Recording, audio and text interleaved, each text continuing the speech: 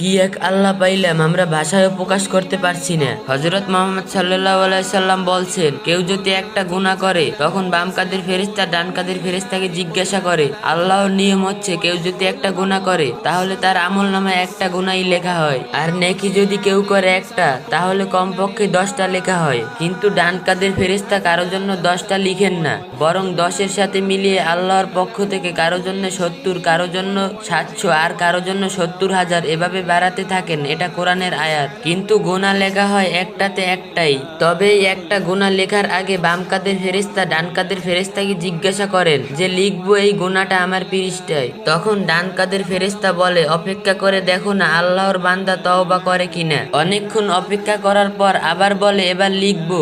তখন ডান কাদের ফেরেশতা বলে, না আরেকটু অপেক্ষা করো, দেখো না তওবা করে কিনা। এবার ডান কাদের ফেরেশতা বলবে, আহারে তওবা করলো না, ঠিক আছে এবার লেখো, তবে সাবধান একটাকে কিন্তু একটাই লিখবা।